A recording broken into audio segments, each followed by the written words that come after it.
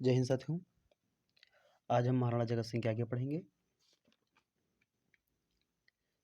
महाराणा जगत सिंह के आगे शासक बने थे महाराणा राज सिंह, जिनका शासनकाल 1652 से 1680 ईस्वी तक रहा। तो राज सिंह को पहले पहले पढ़ने से पहले जरा जगत सिंह को रिवाइज कर लें। तो जगत सिंह का अगर जो कार्यकाल देखा जाए तो 1628 से 1652 ईस्वी तक जगत सिंह का कार्यकाल रहा, जो जगत सिंह प्रथम के नाम से प्रसिद्ध हुए। ये अपनी दानवीरता के लिए प्रसिद्ध थे। इन्हीं के समय में चूरू में एक हुई है टोडरमल, वो भी अपनी दानवीरता के लिए प्रसिद्ध थे। एक कवि ने दोहा लिख दिया कि दो उदयपुर उजड़े, मतलब दो उदयपुर है जो साफ सुथरे हैं, और दो दातार अटल, और दो जो दान देने वाले हैं जो डोनर हैं दोनों अटल हैं, अपनी बात से टलते नहीं हैं। एक तो राणो जगत सिंह, एक तो उसमें से महाराणा जगत सिंह हैं, और दूजो टोडरमल और दूसरे टोडरमल हैं। और ये वाक्पटुता मतलब अपनी बातचीत के लिए भी प्रसिद्ध है, बातचीत करने के लिए प्रसिद्ध है। इन्होंने जगदीश मंदिर का निर्माण करवाया। जगदीश मंदिर इसे जगन्नाथ मंदिर कहते हैं। कहते हैं एक बार ये दक्षिण भारत में गए थे जहाँ पर जगदीश मंदिर बना हुआ है, और दक्षिण भारत में जब ये मंदिर देखकर वापस आते हैं तो रात में जब सोए हुए थे तो जो इस प्रकार से मंदिर वहाँ पर देखा था उसी प्रकार से सपने में आते हैं। चीज़ें जो रात में स्वप्न में देखते हैं सुबह अपने मंत्रियों को बताते हैं, और फिर ऐसे ही एक मंदिर का निर्माण होता है जो जगन्नाथ मंदिर के नाम से प्रसिद्ध हुआ। और आगे इन्होंने एक और मंदिर का निर्माण किया, नैजूबाई मंदिर। नैजूबाई कौन थे? तो नैजूबाई इनकी धाई माँ थी, जो बच्चे को पालते पोसते, जैसे कि महाराणा उदय सिंह की धाई माँ पन्ना धाई थी, उसी प्रकार ये इनकी धाई माँ थी। और जब ये बड़े बूढ़े होते हैं तब जो है कहते हैं पूजा करने के लिए ऐसा कहते हैं कि मंदिर बनवा दीजिए, तो ये मंदिर विष्णु भगवान का मंदिर बनवाते हैं। वह भी यह मंदिर भी नैजूबाई मंदिर के नाम से प्रसिद्ध हुआ। इन्हीं के समय प्रशस्ति लिखी गई उसी जगदीश मंदिर पर। जगदीश मंदिर पर जो प्रशस्ति लिखी गई उसने कृष्ण भट्ट ने उसको लिखा था, और इसमें हल्दी घाटी का बहुत ही बेहतरीन वर्णन है। इसमें लिखा है कि जगदीश मंदिर का जो वास्तुकार था अर्जुन। कौन कौन वास्तुकार थे कल हमने नहीं बताया था ये चीज। अर्जुन, भाड़ा, और मुकुंद, ये वास्तुकार थे कौन से मंदिर के? जगदीश मंदिर के। और एक और चीज लिखी जगदीश मंदिर को, जगदीश मंदिर जो है पंचमुखी मंदिर है, पंचायतन शैली में मंदिर है। मतलब चार साइड में छोटे छोटे मंदिर और बीच में एक मुख्य मंदिर बना हुआ है। पंचायतन शैली में बना मंदिर है जगदीश मंदिर। वैसे तो उत्तर भारत की शैली है मंदिर बनाने की, नागर शैली, लेकिन ये उसकी सब शैली एक है, सब स्टाइल एक है। ये पंचायतन शैली में बना मंदिर ये है। तो किस शैली में बना मंदिर? अगर जो कोई पूछे जगदीश मंदिर विष्णु भगवान का मंदिर है, किस शैली में बना है? तो पंचायतन शैली में बना है। कौन सी प्रशस्ति लगी है? तो उस पर इस पर प्रशस्ति जो लिखी है उसके लेखक कृष्ण भट्ट जी हैं।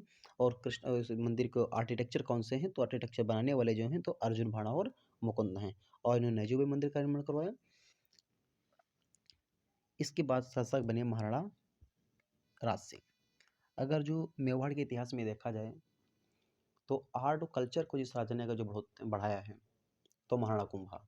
और महाराणा कुंभा के बाद अगर जो किसी ने आर्ट एंड कल्चर को प्रमोट किया है तो महाराणा राज सिंह है।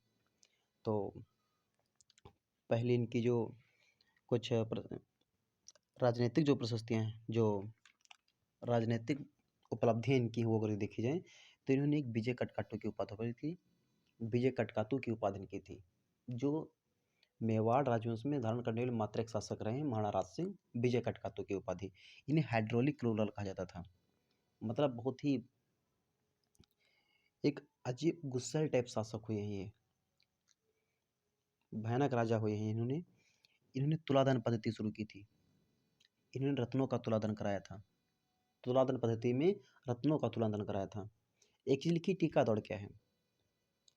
जब कोई राजा बनता है तो उसकी जब उस दिन की एनिवर्सरी होती है, जैसे कि मैरिज एनिवर्सरी होती है, तो जिस दिन राजतिलक होता है उस दिन मतलब उसे राजतिलक की एनिवर्सरी कहते हैं। इस दिन राजा अपनी सेना लेकर निकलता है और आसपास के क्षेत्रों को जीतता है, शिकार करता है, आसपास के क्षेत्रों को जीतता है, अपने राज्य को बढ़ाता है। उसे टीका दौड़ कहा गया।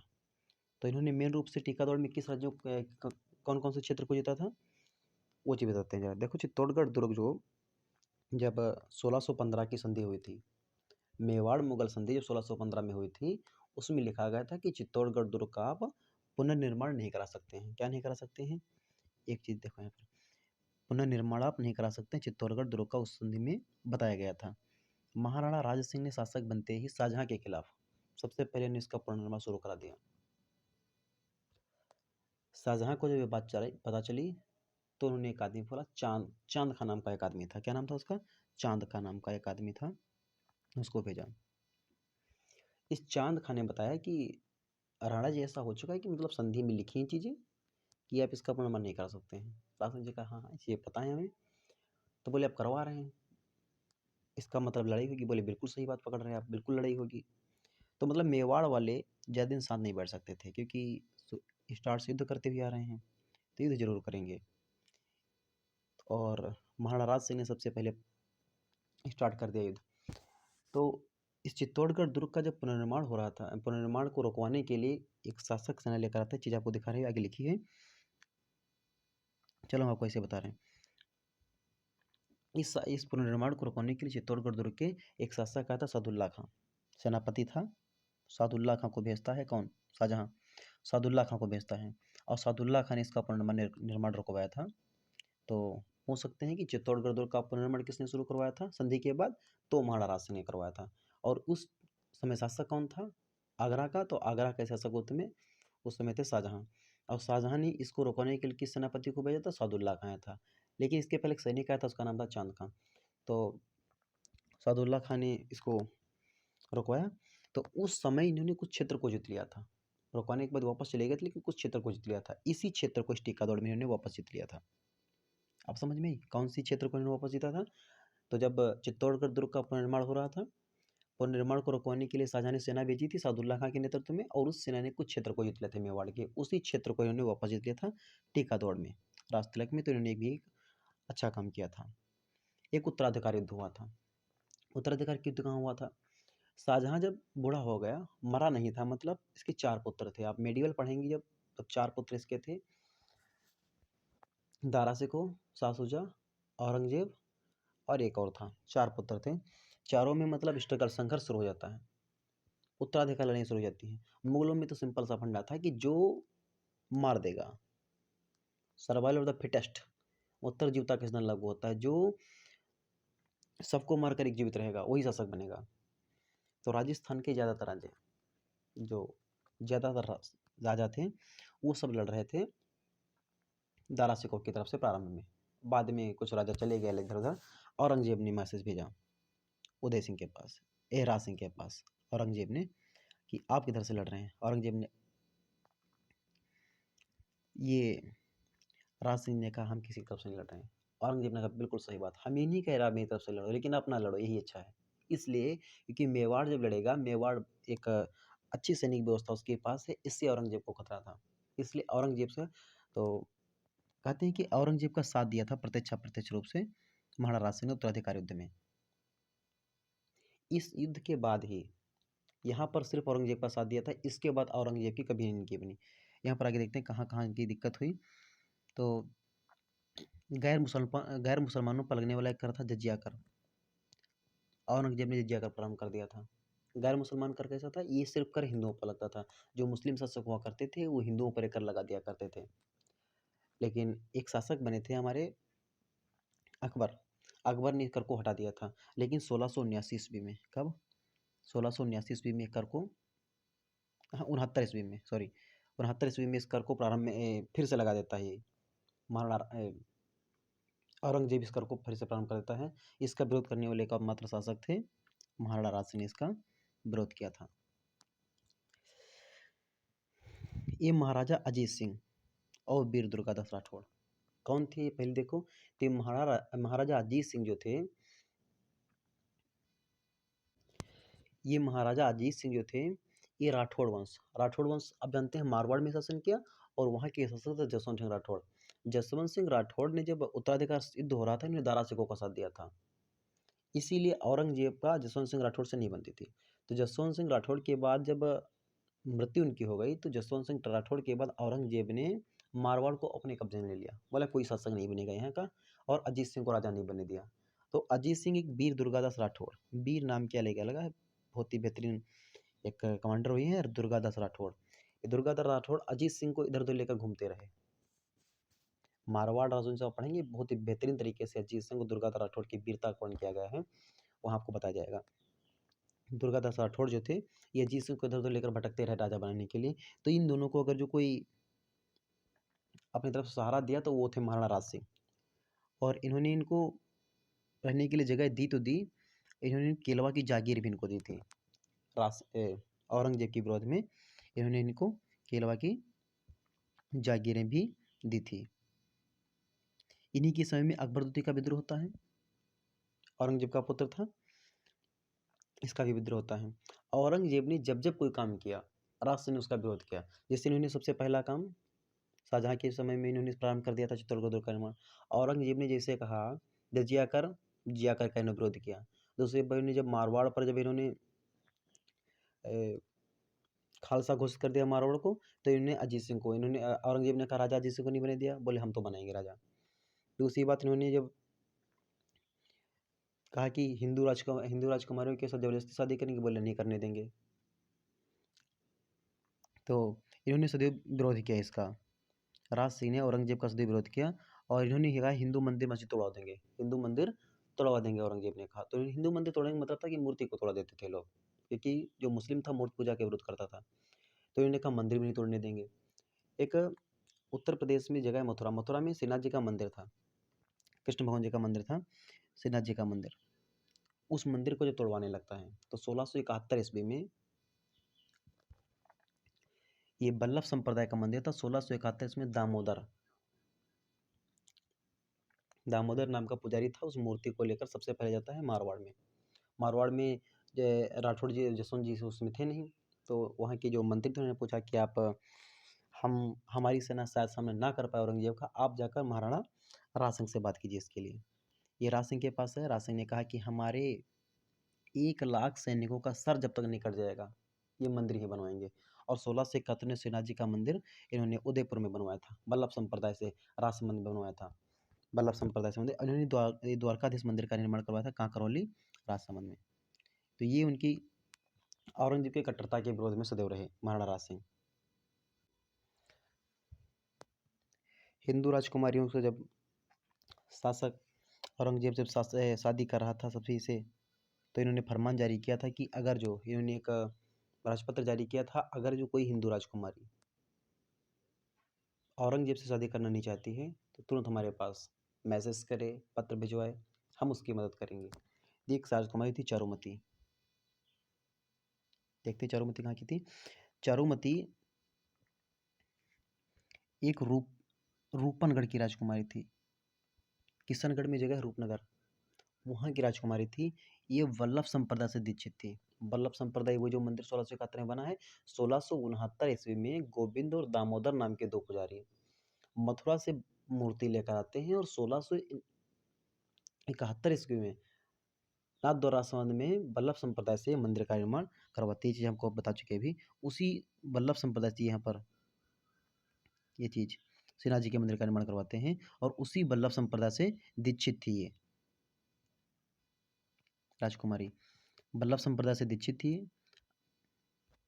सॉरी एक मिनट।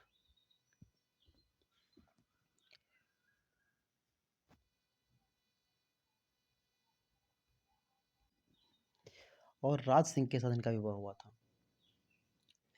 एक बार क्या होता है, एक महिला पेंटिंग्स बेच रही होती थी। वो घर घर जाकर या गांव गांव जाकर गली गली जाकर पेंटिंग बेचती थी। तो राजकुमारी ने, जो चारुमती थी, इन्होंने उसको रोका, बोला कौन कौन सी पेंटिंग बेची। तो जैसे कुंभा है, राणा है, सांगा हैं, प्रताप हैं, ऐसे महान शासक जो थे उनकी पेंटिंग्स उन्होंने बेच रही थी वो। तो इन पेंटिंग्स उसने कई सारी पेंटिंग्स खरीदी। वो औरत दिल्ली से बेचने आई थी, बोली मेरे पास एक ऐसी पेंटिंग है, इसे आप लीजिए ज़रूर। बोले कौन है, बोले आप यही नहीं जानती हैं। पेंटिंग उसने दिखाया तो बोले आप यही नहीं जानती हैं, ये इस समय के राजा हैं दिल्ली के। दिल्ली में इनका शासन है, नाम है इनका औरंगजेब। इसने कहा ये औरंगजेब हैं। इसने अपनी सहेलियों को बुलवाया, कहते हैं उस पर जूतियाँ मरवाई, सभी से एक एक जूता मारा और बोले इस जूते को वापस कर देना। पेंटिंग टूट फूट गई। बोले इसको उसका राजा को वापस कर देना। ये औरत गई यहाँ से वापस। औरंगज़ेब को पेंटिंग दी और बोली बहुत बड़ा भला बुरा करी थी वो लड़की। औरंगज़ेब ने आके कि हम उससे शादी करेंगे। औरंगज़ेब ने किशनगढ़ में पता भिजवाया कि हम शादी करने आ रहे हैं। किशनगढ़ वालों की क्या औकात है कि औरंगज़ेब को मना कर दें। इधर चारुमती ने पता भेज दिया अपने राज सिंह के पास कि औरंगज़ेब ज़बरदस्ती शादी करना चाहता है हमसे। राज सिंह ने कहा कि आज हम मदद करेंगे। अपने दरबार में बुलाया, सभी मंत्रियों को एकत्रित किया। बोले कि आज एक अबला लड़की का हमारे पास मैसेज आया है कि औरंगज़ेब ज़बरदस्ती उससे शादी करना चाहता है और हम उसकी मदद करेंगे। मंत्रियों ने कहा कि मेवाड़ वासियों ने गाय, अबला औरतें और राज्य की रक्षा के लिए सदैव आपके साथ युद्ध किया और इस बार भी करेंगे। सो ये पता गया स्वयंवर वालों के पास, जो आगे इस में लड़ेंगे। और स्वयंवर का उस समय शासक हुआ करता था, स्वयंवर का नेता था रतन सिंह चंडावत। अब रतन सिंह पढ़ चुके हैं, लेकिन वो रतन सिंह प्रथम मान लीजिए, रतन सिंह द्वितीय मान लीजिए। रतन सिंह चंडावत के पास भेजा और रतन सिंह चंडावत का विवाह एक दिन पहले हुआ था हाड़ी रानी सहलकमर के साथ। हाड़ी रानी मतलब हाड़ाओं की पुत्री थी। हाड़ा कहाँ थे? कोटा के राजा थे। हाड़ाओं की रानी थी तो हाड़ी रानी सहलकमर, और रतन सिंह की हाड़ाओं की पुत्री थी, मतलब तो हाड़ी रानी सहलकमर और रतन सिंह की शादी इनके साथ हुई थी। इन्होंने जाने से मना कर दी। सहलकमर ने को समझाया कि हमारे चुंडा जो थे, इन्होंने अपना सर्वस्व त्याग करके ये अधिकार पाया था, और अगर जो आप लड़ने नहीं जाएंगे तो आगे ये अधिकार से छीन लिया जाएगा। और जो आगे के हमारे जो वंशज होंगे वो हमें कहेंगे यार बताओ, हमारे वंशजों ने जो दिलवाया था वो हमारे रतन सिंह जी के द्वारा छीन गया। रानी सहलकमर के कहते हैं बहुत समझाने पर रतन सिंह जी लड़ने के तैयार होते हैं, और जब युद्ध करने के लिए जा रहे होते हैं तो इन्होंने उनसे कुछ निशानी मांगी। एक सैनिक को भेजा, बोला कुछ निशानी लेकर आओ जाकर। तो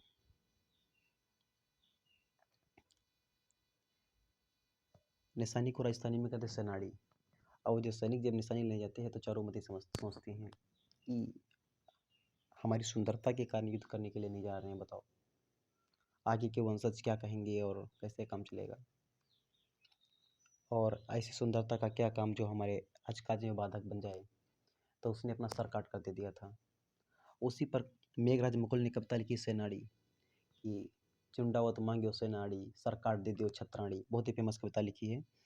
तो ये कविता जब गुरुजी ने बताया तो गुरुजी हमारे सर ने बताया ये कविता, ये राजसमंद जो झील है उसकी पाल पर बैठकर जो अपने महाराणा राज सिंह अपनी पत्नी चारुमती को सुना रहे हैं कि उस सर को ले जाकर जब लड़ता है वो तो बहुत ही भयानक तरीके से लड़ता है, औरंगजेब की सेना को अजमेर के पीछे वापस कर देता है और हमारा सकुशल विवाह होता है। तो हमारे विवाह में दो लोगों की बहुत ही बड़ी कुर्बानी, एक ने अपना सर काट कर दे दिया तो दूसरा युद्ध में अपने राज के लड़ते हुए शहीद हो गया। उसके साथ हम आज बैठे हैं, हम दो साथ बैठे हैं हम लोग आज। इसके बाद भी औरंगजेब ने महाराणा राज सिंह पर कई अभियान भेजे। हुसैन कुली खां को भेजा था, लेकिन हुसैन कुली खां भी पकड़ने में सफल नहीं रहा। हमने आप लोगों को पहले बताया था कि जो महाराणा राज सिंह हमारे हुए हैं, ये महाराणा कुंभा के समान ही आर्किटेक्चर को बहुत ही ज़्यादा बढ़ावा दिया इन्होंने, स्थापत्य कला को बढ़ाया इन्होंने रूपनगर कस्बा बसाया था। कौन सा? रूपनगर कस्बा बसाया, राजनगर कस्बा बसाया था, राजनगर कस्बा बसाया था। कहते हैं महाराणा राज सिंह एक बार अपनी शादी करने के लिए जा रहे थे, तो रास्ते में गोमती नदी उस समय उफान पर थी, बरसात का समय था, तो ये 3 दिन इनको वहाँ पर रुकना पड़ा था, आगे नहीं बढ़ पाए थे। तो इन्होंने गोमती नदी को पानी को बांध दिया था और वहाँ पर राज मंजिल का निर्माण करवाया था। इसलिए भी राज मंजिल का निर्माण करवाया था इन्होंने कि कहते हैं कि ये बहुत गुस्सैल टाइप के आदमी थे। इन्होंने अपनी पत्नी की हत्या कर दी थी। एक चारण कवि थे, उन्होंने उसकी हत्या कर दी थी। इनके डर से इनके पुत्र ने अपनी आत्महत्या कर ली थी। तो इसके लिए इन्होंने जो है, जो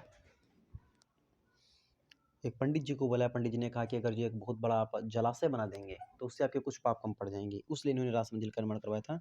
रासमंजिल का अपना एक वर्चस्व है कि झील के नाम पर तो जिले का नाम है, रासमंद जिला है।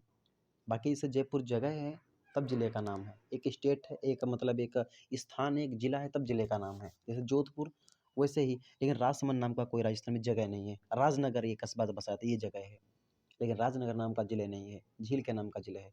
ये झील बनी थी 1662 से 1676 के बीच में, 14 साल तक झील बनी थी। और ये निर्माण राहत कार्य में, कहते हैं अकाल राहत कार्य में इसका निर्माण हुआ था कि आओ दिन भर काम करो अपना, शाम को पैसे लेकर अपना खाना पानी चलाओ जाकर। इन्होंने वोहरागढ़ उस मंदिर का निर्माण करवाया था उदयपुर में। उदयपुर में वोहरा गणेश जी के मंदिर का निर्माण करवाया था इन्होंने।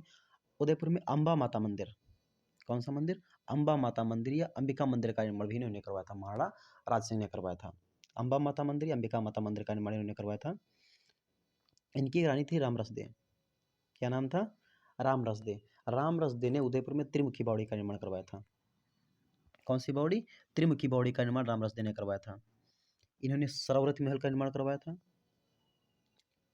और इनकी माता थी जानादे। जानादे राठौड़ थी। राठौड़ मतलब मारवाड़ की रही होंगी। मारवाड़ में राठौड़ का साथ है। कौन थी? जानादे राठौड़। जानादे राठौड़ ने जाना सागर तालाब बनवाया था। जानादे राठौड़ इनकी माता थी, तो इन्होंने अपनी इनकी माता ने जानादे राठौड़ ने जाना सागर तालाब, ये दोनों उदयपुर में, त्रिमुखी बावड़ी और जाना सागर तालाब दोनों उदयपुर में है। बोहरा गणेश मंदिर भी उदयपुर में है। राजसमंद झील भी उदयपुर में है। सरयुत महल का निर्माण इन्होंने करवाया था। गोमती नदी के पानी को बंधा और राजसमंद झील का निर्माण करवाया था। और इन्होंने बोहरा गणेश के मंदिर का निर्माण करवाया, द्वारकाधीश मंदिर का निर्माण करवाया और नाथ द्वार में इन्होंने श्रीनाथ जी के मंदिर का निर्माण करवाया था। तो महाराणा राज सिंह का आर्किटेक्चर है। और महाराणा राज सिंह के अगर जो दरबारी कवियों की बात करें कि बहुत ही, तो एक किशोर दास हुए। कौन से? के लिखे हैं सिर्फ किशोर दास। किशोर दास ने पुस्तक लिखी राजप्रकाश। किशोर दास की पुस्तक कौन सी? राजप्रकाश। दूसरे हुए हैं हमारे सदाशिव भट्ट। सदाशिव भट्ट की पुस्तक है राजरत्नाकर। सदाशिव भट्ट की पुस्तक है राजरत्नाकर। तो किशोर दास की राजप्रकाश, सदाशिव भट्ट की राजरत्नाकर, कविमान की राजविलास। कौन से हैं? कविमान। कविमान की राजविलास। गिरधर औसिया का सगतरासो। सगतरासो महाराणा प्रताप जो है उनके भाई थे शक्ति सिंह। शक्ति सिंह को सगत लिख दिया इन्होंने। गिरधर औसिया तो सगतरासो गिरधर औसिया की है सगतरासो। और इसके बाद बहुत ही महत्वपूर्ण हुई है एक रणछोड़ भट्ट तैलंग। तेलंगाना के ब्राह्मण थे रणछोड़ भट्ट तैलंग। और इन्होंने द्वारकाधीश मंदिर, इन्होंने जो राज प्रशस्ति लिखी, जो राजसमंद झील के पास जो राज प्रशस्ति लिखी इन्होंने लिखी थी, संस्कृत भाषा में लिखी हुई है। संस्कृत भाषा में लिखी हुई है और 25 बड़े बड़े पत्थरों पर लिखी गई है, जो संस्कृत भाषा का सबसे बड़ा शिलालेख लिखा जाता है। तो राज प्रशस्ति रणछोड़ भट्ट तैलंग ने लिखी है, जो तेलंगाना का ब्राह्मण था। 25 बहुत बड़े बड़े पत्थरों पर लिखी हुई, राजसमंद झील के पास लगी हुई है। तो ये बहुत ही महत्वपूर्ण बातें राज सिंह के बारे में थी। कुछ बातें अगर जो बची भी हैं, लेकिन राज सिंह के बारे में ज़्यादा चीज़ बची नहीं है, सेम चीज़ें हो चुकी हैं। मतलब ये साहित्य थोड़ा लिख लेना जो हमने हमारे नोट्स में नहीं था, जो आपको हमने ऐसे बताया है। आगे राजा महाराणा जयसिंह बनेंगे। 1680 से 1698 तक इनका शासनकाल है। 1680 से 1698 तक इनका शासनकाल है। और इन्होंने औरंगजेब की संधि कर ली थी। महाराणा राज सिंह से सदैव औरंगजेब की कभी नहीं बनी। औरंगजेब के साथ संधि कर ली थी, क्योंकि बस का नहीं था कि औरंगजेब से निपटें। और उसके बदले उन्हें जजिया करके बदले पुरमांडल और बदनौर दे दिया था इन्होंने, क्योंकि औरंगजेब ने कहा कि यार राज सिंह इतने दिन तक शासक किया इन्होंने 52 से 80 तक, और कभी भी हमें कर नहीं मिला, तो इन्होंने उसके बदले अपना पुरमांडल और बदनौर दे दिया था। इन्होंने जयसमंद मंजिल का निर्माण करवाया। बोले एक बार ये अपने जब पिताजी राज मंजिल का निर्माण करवाते हुए गए वहाँ पर, तो उनके पिताजी ने कहा यार तुम क्या देख रहे हो, ये बहुत बड़ी बड़ी चीज़ें हैं। तो इन्होंने उससे बड़ी मंजिल का निर्माण करा 1687 ईस्वी में। गोमती, झामरी, रूपा, रेल और बगार नदियों को पानी को रोककर बनाई गई थी। इन्होंने नर्मदेश्वर मंदिर का निर्माण करवाया। कौन से मंदिर का निर्माण करवाया? नर्मदेश्वर मंदिर का निर्माण करवाया। और परमार रानी कोमला दे, रूठी रानी के नाम से प्रसिद्ध है। परमार रानी कोमला दे कौन से? रूठी रानी के नाम से बदली हुई। रूठी रानी के महल, एक तो रूठी रानी के महल परमार रानी कोमला दे के बने हुए हैं। एक तो रूठी रानी आप पढ़ चुके हैं, मारवाड़ में पढ़ेंगे, जो कि इतिहास प्रसिद्ध है, जो कि इनकी लोक देवियों के रूप में इनकी पूजा होती है, वो भी प्रसिद्ध हैं। और ये परमार रानी कोमला दे एक प्रसिद्ध रूठी रानी के रूप में। तो महाराज जयसिंह के बारे में शासन तो इन्होंने 18 साल किया, लेकिन विशेष कोई उपलब्धि इनकी नहीं है, कि उन्होंने एक सबसे बड़ी बात जयसिंह मंदिर का निर्माण करवाया था, नर्मदेश्वर मंदिर का निर्माण करवाया, परमार रानी कोमला दे के रूठी रानी के महल बनवाए, और औरंगजेब की संधि कर ली थी, और उसमें इन्होंने पुरमांडल और बदनौर दे दिया था। इसके बाद शासक बने महाराणा अमर सिंह द्वितीय। 1698 से 1710 तक शासन बनेंगे। इनके समय में देवारी समझौता होता है। ये चीज़ें हम आपको एक वीडियो में ले लेंगे, और उसमें पूरा मेवाड़ राजवंश पूरा हो जाएगा, और जो स्टार्ट के कुछ चीज़ें बची हुई हैं वो चीज़ें भी आपकी हम क्लियर कर देंगे और प्ले लिस्ट बनाकर डाल देंगे। तो इनकी 13 जनवरी 1818 को अजीत सिंह को चार्ल्स मेटकाफ की मसंद दी जाती है। हम ये अवार्ड का पहला पुरस्कार कर्नल जेम्स शुल्मन कराता है। चीज़ें आपको पूरी बताएंगे हम अगले वीडियो में, क्योंकि एक वीडियो ज़्यादा लंबा हो जाएगा। अभी ज़रा 3 बचे हुए हैं, इंपॉर्टेंट 3-4 बचे हैं, उनको करवाएंगे भी। तो जय हिंद साथियों, यह प्रयास अगर जो हमारा अच्छा लगा तो आप चैनल को लाइक शेयर और सब्सक्राइब कीजिए। जय हिंद साथियों।